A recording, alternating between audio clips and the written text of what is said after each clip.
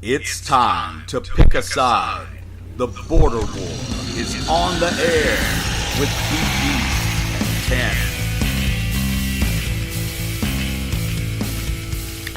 10. All right, guys, welcome back to another week on the border war. I'm the TanMan.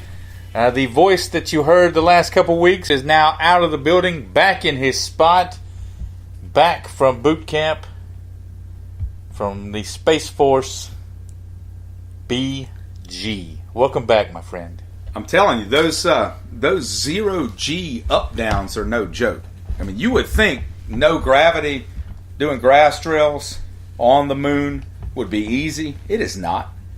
There's no grass. It's far past time for America to start dominating in space like we do everywhere else, except the World Cup. But that will not be discussed here. We want to thank everyone who listened and downloaded to last week's show. And we want to remind you that we can be found on Twitter if you'd like to tweet us at The Border War. And if you'd like to check in with BG, he is at BG_Border War. And I, the TanMan the Great, is at TanMan3264. We're on Facebook as well. And we're also on YouTube, sort of. Our voices are on YouTube. Not our faces. There'll be a time. But we're there. There'll be a time when we do the video feed. I just got to talk TanMan into it first. We are there. I've got a face for radio. We're going to start off in the NFL, BG. The article out from ESPN recently ranking the likeliest teams to emerge in the NFL playoffs and who they're going to replace. As you know, every year there seems like, I think on average, there's like 5 new teams a year that make the playoffs. And I think that's the number they went with. Yeah, that didn't make it the previous year. Probably the best thing about the NFL. Wouldn't you agree with that? That the amount of turnover between the playoffs. Oh, absolutely. As opposed to the NBA, where it feels like we're just locked into a holding pattern. Well, the first sentence in the article starts right here. Eagles go from 7-9 to Super Bowl champs. I guess if you're anybody but the AFC East, every year is literally a new year, except for teams like the Dolphins and Bills and Jets, where you know what's going to happen. True enough. So we'll start off the top team that it has that could return to the playoffs. Number 1, Houston Texans, followed by 2, the Green Bay Packers, 3, San Diego. Yeah, no, I mean, even when you're looking at it, you can't say the LA Chargers, 4, Baltimore Ravens, 5, San Francisco 49ers. BG, which one of these 5 jumps out at you? If I'm going to tell you, I guarantee you one of these teams is in, where are you going? I'm actually going to go a little bit outside the box here. I mean, I'm going to stick with the teams they picked, but I spent a good bit of time reading through this earlier today and looking at these, and I think I'm the highest on the Ravens. I really like the additions of Crabtree and Willie Snead. Those are both. I mean, people hear Michael Crabtree and they don't think elite receiver, but when you actually go look at his stats, he is a very consistent receiver, one of the more underrated fantasy guys out there, and he gets into the end zone. Willie Snead, I mean, assuming it wasn't 90% Drew Brees, we all know what he's done over the past few years. He's one that kind of surprised me that New Orleans let him out. I mean, I thought he was having a really good start to his career down there. I think that's a red flag to me in New Orleans that we're about ready to that thing over. And Joe Flacco's healthy this year, I think, since the first time since 2014, which was the last time they made the playoffs. So, yeah, I mean, I like all that. And nobody really significant left. That's a big thing, too. No turnovers at offensive coordinator, defensive coordinator, head coach. Everybody's locked in. And let's be honest, I mean, the Ravens probably should have made the playoffs last year. That's what I was just getting ready to point out. They hadn't choked on the last 3 minutes at 9-7, when you think Baltimore Ravens and you think Joe Flacco, you just kind of think, it's okay. And again, let's be clear, we're not talking about winning the Super Bowl here. No, this is just getting into the playoffs. I think they've hit the nail on the head right here. I'm not crazy about the Ravens. I would probably swap Houston and Green Bay. I think a healthy Aaron Rodgers automatically puts Green Bay in the playoffs. So to me, that seems like a no-brainer. But the Texans, they go 1-8 after Deshaun Watson goes down with that torn ACL. They finished 4-12. if Deshaun Watson can stay healthy, and that's an if, because he's had two major knee surgeries ACL in 4 surgeries. years. So if he can stay healthy and they can protect him, I think Houston is going to be a popular pick. And he's had those on both legs now, right? It wasn't the same leg that was injured twice. I think it's the left and the right knee. I don't know, but here's the thing: get the guys healthy, get J.J. Watt healthy, Whitney Merciless back. I think the Texans are going to be a really, really sexy pick later on this summer. There's no question. The week before Deshaun got hurt, we had a little segment on the show, and I don't know when that would have been, maybe October, where we sort of said, who's a team that's got an outside shot at the Super Bowl that nobody's really talking about right now? And my pick was the Texans, because they had won 3 in a row with Deshaun, and the offense looked amazing with him at quarterback. That being said, though, I've got a lot of question marks about this team right now, outside of what you just mentioned. Mm-hmm. They did not upgrade their offensive line. Their offensive line is the reason he got hurt to begin with. A lot of his offense was running for his life, which he's really good at. But that's no way to make a living in the league. He's made a college career out of it. And they have no running game, TanMan. There's nowhere else for him to turn. Now, their wideouts are elite. As I said, they've got Lamar Miller. I like Lamar Miller. It just always feels like I should expect more from him. When you watch him, you feel like he's doing better than he actually is. And when you go back and look at the end of the game stats, you're like, huh? And I'm familiar because he oftentimes bites me come fantasy football season. It's happened several times. He's about a 3.2 yard per carry guy. He's serviceable, but he's not going to break off yardage in chunks, and he's not going to take any pressure off Watson.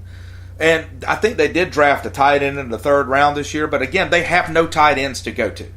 This team is all defense. And so that's really what it comes down to. I mean, I think Merciless has to stay healthy. Clowney has to have another big year. This team, J.J. Watt, obviously has to stay healthy, although I don't think he will. I think Watson has a better chance of staying healthier than J.J. Watt. I think J.J. Watt's body is calling it a career. It's got San Francisco coming in at 5, the 49ers.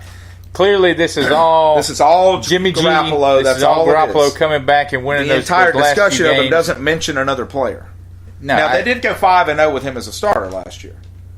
Yeah, that's what I'm saying. I think that's where that's what this is based on. And that's not nothing. That's not nothing, but is the hype on the 49ers a little bit of fool's gold? Well, maybe. What I wrote down is, and it's sort of the same thing about Deshaun. I mean, what do we really know over a 16-game season? Not much. We know that Belichick was high on him. He was ready to jettison Tom Brady for him, if you believe those reports. And the 49ers have done a better job upgrading their talent. I mean, they really were maybe the least talented team in the league 3 years ago. They were bad. They were very bad. I mean, Jim Tom Sula was not a head coach. But I think the jury's out on Garoppolo and the 49ers. Now, they do benefit from a division that's sort of in chaos. Yeah, I like San Francisco. I like San Francisco and what they've done. I think that they can. I feel like they can be really good. It's like I said, that's a whole lot of a whole lot of faith in a very small sample size. Well, one thing I noticed I was writing down over and over with the Packers, with the Chargers, with the Ravens, and the 49ers is that there are some issues with the other teams in those divisions. Pittsburgh, for the Ravens, Pittsburgh feels like they might implode any time now. I mean, they're a very talented team. They're going to get the Le'Veon Bell deal. They're going to get that Bell deal done. Oh, sure. But Pittsburgh's going to be fine. Yeah, until Roethlisberger comes down funny on one of those 400-pound legs of his, and then I'm not sure. I mean, I think a lot rides on that.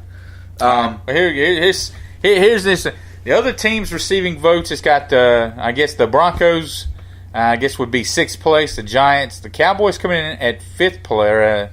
I guess that'd be 8th place with 5 votes. But here you go.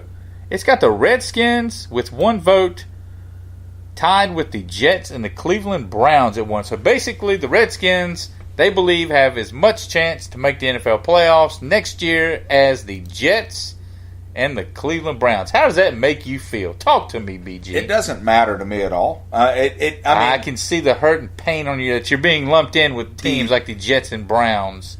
I mean, if I thought that I could make a salient point here without you going full moron, I would.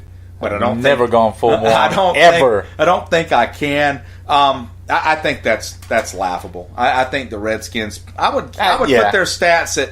I would say it's about like a coin toss of whether they'll make the playoffs. If you look at the past 6 seasons, 7 years ago they finished fourth, then first. Well, I mean, then third, then first. Well, look at this. All right, the Bengals got 2 votes. The Colts got 2 votes. Their quarterback still hasn't thrown an actual NFL football yet. And then the Seahawks, we know they are in a bit of chaos. And the Bucks, those teams all got 2 votes. You tell me the Redskins only get 1 vote? Well, my thing is the defense is, if the defense stays healthy, it's obviously going to be way improved over last year. Nothing else changed except for quarterback, where you got Kirk Cousins back, except no interceptions. I mean, that's literally what Alex Smith is. Kirk Cousins without the turnovers. Their stats are almost identical, and I think there's going to be some lack of NFL locker room tension up there without the Cousins thing hanging over their head too. Cowboys with 5 votes. I think the Cowboys probably should have been. I think that's probably low. I think they should have been probably in that 5. putting the Cowboys in the list of 5. Yeah, as I say, that seems kind of low, disrespectful. But again, this just seems to be based on a pool of votes from some media conglomerate. I mean, is that what we're doing? I mean, if it's giving numbers of votes for the teams that didn't make it. The NFL, 22 ESPN experts, NFL Live crew. Each voter was asked to pick 5 new teams that will make the playoffs, and these were the consensus 5 teams that got the votes. 5 teams that it has out of the playoffs next year. Top of the list, tied for first, the Carolina Panthers with the Tennessee Titans, followed up by the Bills, the Chiefs, and the Atlanta Falcons. Let's start with the Panthers. Let's start at the top. Let's start with the Panthers, BG. 90% of this. They got 22 out of 22 votes. So everybody thinks person at ESPN that voted thinks that they're not going to make the playoffs. And you know why? Because they made it last year. The Panthers, in their entire history, have never had 2 consecutive winning seasons. Not one time that blows since my 1995. This is a team that has been to 2 Super Bowls. Yes. Another 2 NFC title games where they lost in the NFC Championship game. And to think that they have not had back-to-back whatever the Panthers have been, amazing. The one consistent thing about the Panthers is that they are inconsistent. That is unbelievable. And when you couple that stat with a new offensive coordinator in Norv Turner, right, and a new owner, I mean, that does matter. And I know enough about the Panthers to know that really matters there. Yeah, I think that locker room is going to be different. I agree with this. I don't think. I will say this, though. Somebody from that division is going to make the playoffs. And I'll tell you this. It's not going to be Tampa Bay. No, I think that's a pretty safe bet. So if it's not going to be Tampa Bay, and you and I talked about the Saints. I think it'll be New Orleans or another team on this list. They've got Atlanta coming in at 5. And that's where I was going. I think this is way off. They got 9 votes. 9 people think the Falcons are going to be out. The Falcons are going to make the playoffs. They're making too big of a deal out of this Julio Jones situation. It's not that, and that's basically what they're thinking is that Julio Jones and that drama is going to carry over into the season. That's going to be worked out. Look, he's not getting a new deal. He's got 3 years left on his deal. He's not getting a new deal right now. He doesn't have a choice but to shut up and play, really. Dan Quinn's a great coach. He has that team's ear. Matt Quinn is he's a leader. He's not going to let that get out of hand. This year. I think the Falcons win that division. I think they finish about 11-5, and I think they make the playoffs. I really didn't understand that whole argument. That one I'm not seeing. The rest of these teams, the Titans, Bills probably. Look, the Titans bit me last year. We sat here in July and talked about, who's one player that's going to have a breakout season, and I'm going full on Marcus Mariota. I'm done with that. Mariota's been in the league long enough now that you know what you've got. Yeah, he's a good player. He's not going to be a great player. The other team on this list, the Chiefs, with Andy Reid, he's kind of become the picture of good enough to get into the playoffs. Andy Reid's starting to look a lot like he looked in Philadelphia now. And you know what else that just occurred to me today? It feels like Andy Reid's been there a while now, doesn't it? He's been there a long time. He's been I could, and you couple a coach that may be about ready to hang it up, period. I mean, Andy Reid might be ready to stay home. Let's not forget that he had an adult son die a couple of years ago. And you couple that with a rookie quarterback, Pat Mahomes, coming in, there's a lot of pressure on Mahomes. Mahomes is a Reid guy. Reid stood on the table. He won him. I believe he went up in the draft and got him. He absolutely did. And yeah, we'll see. I don't think it'll pay off this year. When you get rid of guys like Alex Smith, you pay a price for it. Here we go. To other teams that received the votes, the Saints with 7 votes. Yeah. Let's see. They just missed out on making the list. The Steelers with 3, Jaguars with 3, and then they've got the Eagles and Vikings. Who is giving a vote for the Vikings and Eagles not making the playoffs? I think somebody just trying to show up at the end of the season and say, "Hey, look what I figured out." I mean, I don't know. I think I'm the one that picked the Vikings to go 6-10 this year. Look at me, I was right. Let's be honest. It could happen. I mean, it probably won't, but you and I both know the NFL, we think we know. Kirk Cousins will go to Minnesota and will be amazing. That's happening. That is not happening. That's happening. He will go there. Kirk Cousins will go to Minnesota, he will be in Minnesota and throw for 4,000 yards and 22 interceptions. And 49 touchdowns. He's going to be fantastic. He's finally got some weapons up there with Diggs and Adam Thielen. You are such a fool. Nope. Kirk Cousins, I'm all in on the Vikings, man. He's going to do that. He's going to be amazing. Fantastic.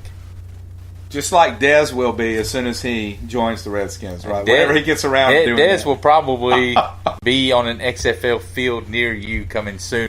Another a ranking list that come out from ESPN. Let me throw this at you before you jump over to the wide receiver thing. What do you think about the Dolphins being in? I added them to the list. No. I think Tannehill's going to have a big year. No. They're ready to quit on Tannehill today. It doesn't matter. He's not ready to quit. But what I'm saying, if they're ready to quit on, they've seen all that they. He was hurt all last year, and they're ready. They're ready to move on from Tannehill. I think Ryan Tannehill is one of the more underrated quarterbacks in the NFL. I tell you what, come fantasy draft in about a month or so. No, I didn't say that. You can have Ryan Tannehill, and then we'll all skip you. ESPN also ranked receiving cores that came out, I think, yesterday or today. It's got them broken up into 4 groups: clear number ones, not quite number ones, emerging number ones, and committee attacks. Now, this is not core. This is not. I think this is just individual receivers, right? I know. I think this is going and their whole wide receiver situation. Okay. How they're the top of their core affairs. I say committee attacks. That just sounds aggressive. It's going to sound fantastic, right? It's not. That's the worst category. No. Why are you saying that? Did your team get that rating? I will start at the top. No shocker. It's got the Texans with DeAndre Hopkins at 1. The names you would expect: Hopkins, Green, Odell Beckham, Antonio Brown. We got to come all the way down. Let's see. Down. Who's the first group we're going to get to? Down. I believe it's the Carolina Panthers. The Carolina Panthers, there it is, with Devin Funchess as their top receiver. Well, I mean, and Rivera's even come out and said he's not sure Funchess is their top wide receiver. When you say that out loud, that means he's not. Well, I was going to say... he's going to end up being their third receiver this year. He's their top receiver today. They drafted 2 guys that are better wide receivers. Technically, he's their number one, but they added Torrey Smith. They drafted DJ Moore. Still got Greg Olsen. I think by the end of the season, Moore is their top wide out. He's just that kind of talent. Right. They've got him. They've got Funchess getting 22% of the targets. Are you buying 22%? No. Basically, one out of every 4 passes is going to Devin Funchess. If he were Kelvin Benjamin and he was still there, I would go as high as 40%. And they're but not with anybody else. They've got the Panthers in Tier 2. What was Tier 2? The emerging number ones? Yes. Not quite number ones. I think you guys are next. You guys are in the third tier with the emerging number ones as it props up your favorite, one of my favorites, Josh Doxson, as the number one. Are you all right with that?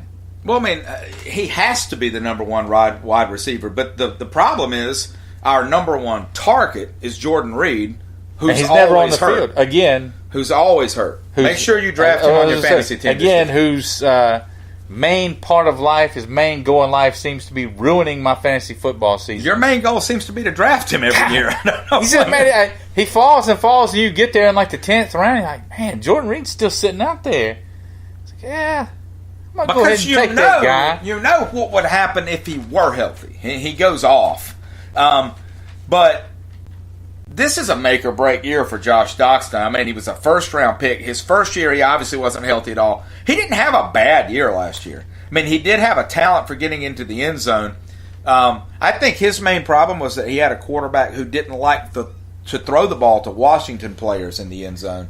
So now that he has a quarterback that will throw the ball to Washington players in the end zone, I think he'll have a much better year. Well, it says he was on the field for 93% of the pass plays, so he's obviously a big part of the offense. Right. Like you said, I think Alex Smith is a little bit of a safer option at quarterback. Yeah, he does not turn the ball over. Right, he just doesn't. I think he and Jamison Crowder, I think this is actually not a bad receiving core. You add Paul Richardson, you add Paul Richardson from Seattle. I think Crowder, and like I said, if you can keep Jordan Reed healthy, and if he's not, Vernon Davis has shown that he's a more than capable and he's going to play till he's 60. He's going to play till he's 109. I actually like taking my Cowboys glasses off. I actually like you guys' chances at the wide receiver position. Speaking of the Cowboys, yep. You still scrolling? Still scrolling. Here we go. You're going past the drunk tank here. You guys are listed as the last group in Tier 3, so we're in Tier 4. Boom. We get the Browns. What? The Vikings? Yeah, that's hard to believe. No. Come on down. You get the Chiefs, which is still... I don't agree with the Lions either. Still low. Lions, no. Rams, no. I think maybe this is just saying that you don't have a true number one receiver. And so I guess the last team on the list, the Dallas Cowboys. It's clear they're going with a committee at that position. Allen Hurns has had some success. He had one really good season. You mean he's caught passes before, right? Yeah. I mean, he had a really good season. He did have one good, really good year. You're right. They stick him with Blake Bortles, and his numbers declined. He's had some injuries to battle. You look at Dez Bryant's numbers and the last 3 years, and you would think they're not going to be that hard to replace. But there's more to it than just the numbers, then. There's what happens on the times he's not targeted when he has two guys covering him. All of that stuff matters. When you think about NFL wide receivers, just tell me what you think about this idea I've got. I've always sort of thought this. There's two things that can make an NFL wide receiver a good player. Uh-huh. One, they either have to have burst or break potential, right? Odell Beckham. That when they touch the ball on a 3-yard screen, there's a chance they score. Like every time they touch the ball, there's a chance they score. And then there are guys, like I would think of a Pierre Garçon type receiver that is just going to catch the football. He's not going to break it, but every time you throw the ball to him, you're getting a first down. That kind of player. Yeah. And when you can get both of those things, then you end up with like a Larry Fitzgerald type that is just otherworldly. Okay, but there's a lack of that first thing on both of our teams. There's a lack of the idea. Even Josh Doxson, there's no...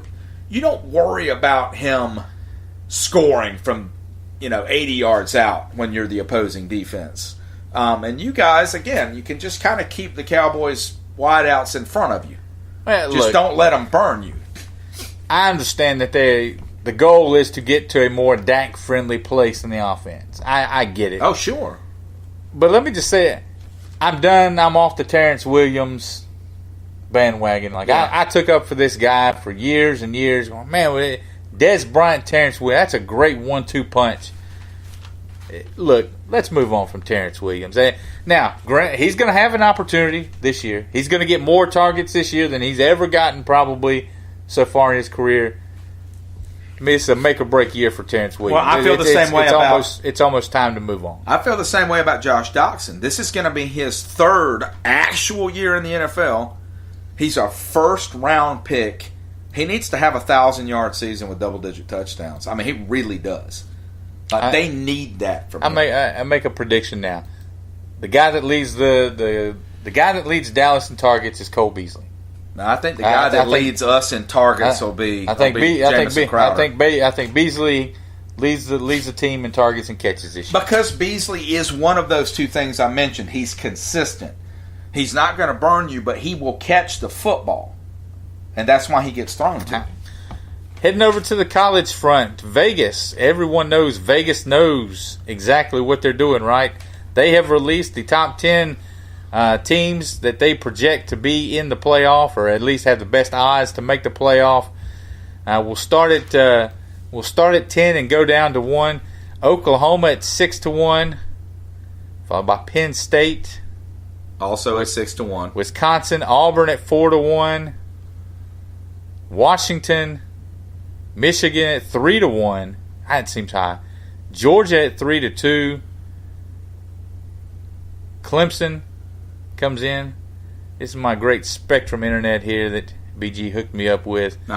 Clemson and Alabama.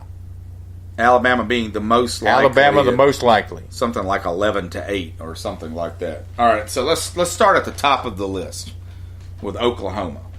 I don't see this team making the Final Four, man. No way. They lost Baker Mayfield, who at times looked like their only offense last year. There were so many plays in games I watched of theirs where he just made something happen. I don't see them replacing that. I think they lose 3 games. Well, their projected starting quarterback, Kyler Murray, got drafted in the second round of the draft. I mean, it was a high round draft pick. Yeah, he'd be a fool to come back. I get that playing quarterback at Oklahoma probably is a lot sexier than riding a bus between Birmingham and Rome, Georgia, but baseball is the answer here. So if baseball is safe and you get to keep your brain intact, baseball is the answer. So I think that they're gonna, they're going to have to replace another quarterback before the start of the year. So you agree with me? I would absolutely take Oklahoma. And the Big 12 feels like one of those division or conferences this year is going to eat itself up. Yeah, a lot of these teams feel very equal to me, and I think Texas they might turn around and beat Oklahoma this year. I mean that division or that conference isn't going to stay exactly the same as it's been the past 3 years. No. I can see Oklahoma being the team that takes a few steps back. You got the list. Who's the next team on the list we said? Penn State. Penn State. I don't agree with this either. I just don't see it. They have a nightmare of a schedule this year. All their tough games are on the road, and they've lost Saquon Barkley. Again, let's be clear to the listeners here, sort of like when we were talking about the NFL teams. We're not saying these teams are going to have bad seasons. When I say no, what I mean is that if you lose 2 games in the Big Ten, you're not making the Final Four. I think Penn State goes 10-2. Yeah, let's go to 1 and then go backwards. Alabama, then we just say check. They're in, right? I've got Alabama and Clemson checked off. Alabama is in. I think the second team on their list, Ohio State. Are we ready to put the Buckeyes there? Yeah, I think Ohio State's got about an 80% chance. Even with a freshman quarterback. Who's going to be their quarterback this year? They've had 9 quarterbacks that were there. He's a freshman, but here's the thing. They have the best 1-2 punch at running back in the country. I don't know that they need a quarterback, and their quarterback doesn't do anything but run the football anyway. And their defense this year looks like the best Ohio State defense in the past 10 years. So you think 1, 2, and 3 is pretty much locked down? Yeah. I haven't looked at gotten as far as looking at schedules and things like that. But you think 1, 2, 3 are pretty safe bets? I can give you my Final Four. I'm sure you probably could. I'm sure you replace Oklahoma and with Georgia. Does not include that team. Shocker. Well, all right. Well, it's got Georgia as the 4th most likely team to get in. So who's your other one? Auburn. I think Auburn makes it in this year. I think Georgia will probably win the East. I don't think that game in Columbia the second week of the season is a check-off W just yet. And I think they lose 2 games, one of them being in Atlanta versus Alabama at the end of the season. Who? Georgia. Oh, I think they went. What I'm saying is, even if it's not South Carolina, I'm not calling for a South Carolina victory in that game. I do think it's going to be a close game. What I'm saying is that Georgia's going to lose 1 game to Tennessee, to South Carolina, to somebody. All right. And then they're going to lose to Alabama, and that's going to be it. They're going to finish 10-2. That's not good enough. So I guess you think Auburn's going to lose to Alabama. That's it. And that'll keep them out of the... Yes, because I same way Alabama got in this year. Do you know who Auburn's playing to start the season? Nope. They're playing Washington, the Huskies, who are 3-1 to make this Final Four. And guess where they're playing them? It's down in Atlanta. In the Georgia Dome. No, not the Georgia Dome. Oh. There is no Georgia Dome anymore. No, they blew it up. They blew it up. But you didn't see it because a bus stopped in front of the camera. And the thing that's beside the Georgia Dome, the Mercedes spaceship.